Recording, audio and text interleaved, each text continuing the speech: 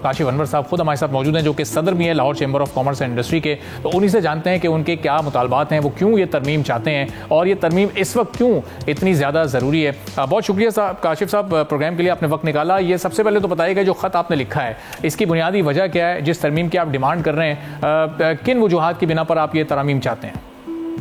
देखें, बात ये कि हम ये नहीं कहते कि डॉक्यूमेंटेशन नहीं होनी चाहिए, डॉक्यूमेंटेशन जरूर होनी चाहिए, लेकिन हमारा शुरू से मुतालबा यही है कि वही पिस्ता है और उसी के लिए मसाइल पैदा होते हैं जो ऑलरेडी टैक्स नेट के अंदर हैं। अब ये वो रिटेलर्स हैं जो इससे पहले विद होल्डिंग करवा रहे थे अपनी, और ऐसे मैन्युफैक्चरर्स जो हैं जो उनकी विद होल्डिंग कर रहे थे। अब हम तो पहले से ये कह रहे हैं कि जनाब आप रिटेलर्स को उनकी टर्नओवर को बढ़ाइए, उनके टैक्स को कम करिए, ताकि उनकी ज्यादा से ज्यादा जो सेल्स हैं वो डॉक्यूमेंटेड हों और वो ज्यादा से ज्यादा बैंक के थ्रू अपनी ट्रांजैक्शंस को करें। अब पहले वो 1000 स्क्वायर फीट का मसला था, अब वो बड़ी मुश्किलों से पिछले 2-3 साल के बाद उसको खत्म करवाया है।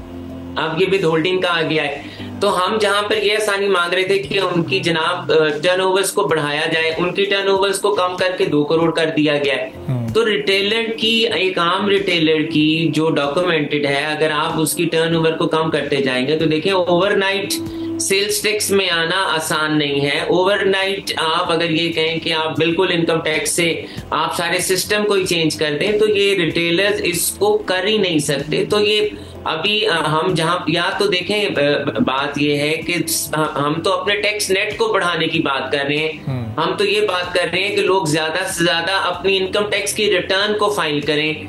जहां पर लोग अपनी इनकम टैक्स की रिटर्न को फाइल नहीं कर रहे, वहां पर आप ये कह रहे हैं कि जनाब रिटेलर्स जो हैं, जो कि इतने पढ़े लिखे नहीं हैं, फिर फाइनेंशियल कॉस्ट हैं, फिर उन्हें देखें एडवाइजर्स रखने पड़ेंगे।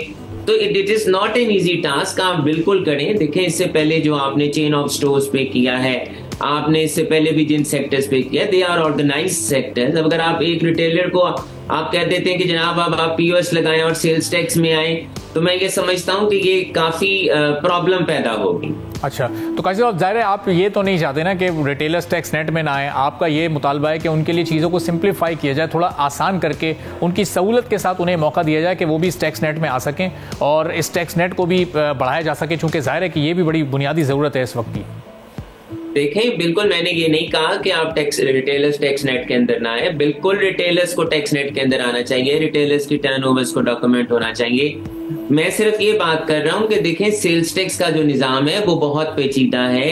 हम तो बाकी रिटेलर्स जो हैं उनकी टर्नओवर देखें, बाकी कानून में भी है कि अगर 10 करोड़ तक आपकी हो तो जो मैन्युफैक्चरर है उसको उसका इनपुट नहीं मिलेगा, उसके एक्सपेंसेस डिसअलाउ हो जाएंगे। तो हमने सिर्फ रिक्वेस्ट भी यही की है कि आप इस जो आपने 2 करोड़ तक रिटेलर्स की टर्नओवर को ले आए हैं, उसको इनिशियली पहले 10 करोड़ पे लाएं। 10 करोड़ के बाद आप इसको आगे आहिस्ता आहिस्ता नीचे लाएं with the passage of the time. तो अब हम बिल्कुल ये नहीं कह रहे कि रिटेलर्स को डॉक्यूमेंट नहीं होने चाहिए, हम तो बल्कि इसी बात की बार बार प्रोपोगेट करते हैं कि हर शख्स को अपनी इनकम टैक्स की रिटर्न डालनी चाहिए। और देखें, इस वक्त तो वो चीज डॉक्यूमेंट हो ही नहीं सकती।